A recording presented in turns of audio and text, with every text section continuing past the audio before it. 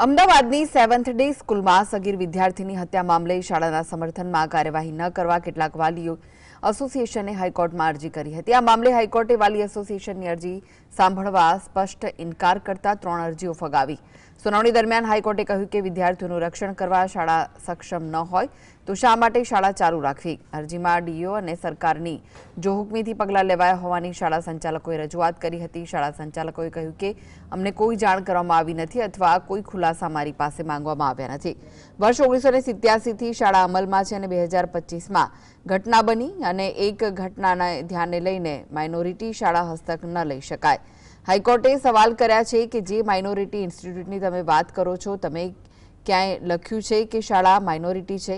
આ તરફ સરકાર તરફથી રજૂઆત કરવામાં આવી કે આ શાળાના શિક્ષકો આ પ્રકારની ઘટનાને ગંભીરતાથી લેતા નથી અને શાળા સંચાલકોને એવું કહેતા શરમ પણ ન આવી કે આ ઘટના ગંભીર નથી। હાઈકોર્ટે કહ્યું કે વિદ્યાર્થીઓના જીવ સાથે જોખમ લઈ શકાય નહીં અને સેવન્થ ડે સ્કૂલમાં પ્રવેશ અંગે રાહત માંગતી અરજી કોર્ટે ફગાવી। આ મામલે મે મહિનામાં વધુ સુનાવણી હાથ ધરાશે।